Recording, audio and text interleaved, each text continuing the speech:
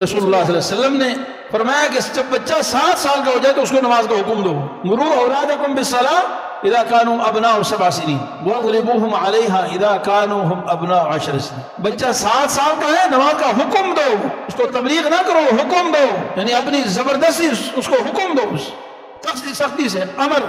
اور 10 سال کا جب ہو جائے تو اس کی پٹائی کرو کہ وہ نماز نہ پڑھے. آج افسوس, ہمارے بچے اسکول نہ جائیں تو ہم اس کو پٹائی کرتے ہیں, اس کو ڈانٹتے ہیں. دوسرے کام نہ کریں, ہوم ورک نہیں کیا بھائی بچے کو مار رہے, فلاں کام نہیں کیا بچے کی پٹائی کر رہے ہیں, غصے ہو رہے ہیں. کہ مسجد نہیں جانا, پرواہ نہیں, پڑھ لے گا, جب جوان ہو جائے گا, بڑا ہو جائے گا, نماز پڑھ لے گا. ہمارے کتنے دوست ہیں ہمارے محلے والے, میں نے ان سے ایسی پوچھا جو نمازی ہیں, 5 وقت کے نمازی. کئی دفعہ ان کوئی بات چلی, ایسی بات ہوتے ہوتے تو کہ آپ کے بچے ہیں, کہ ہاں بچے ہیں. کتنی عمر کی؟ میرا بیٹا 18 سال کا. نظر نہیں آیا کبھی مسجد میں, ہاں بس وہ آتا نہیں, بس اسکول میں مصروف ہوتا ہے, اسکول سے گھر مسجد نہیں آتا.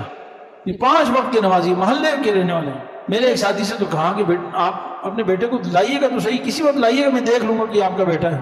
انہوں نے بتایا میرا بیٹا 17 سال کا ہے. ایک ساتھی ہمارے ساتھ اعتکاف میں تھے, ہمارے محلے کے نا, تو ایک دن اعتکاف کے لیے چونکہ خدمت کا بڑا جذبہ ہوتا ہے نا ہمارے لوگوں کا, ماشاء اللہ اچھی بات ہے.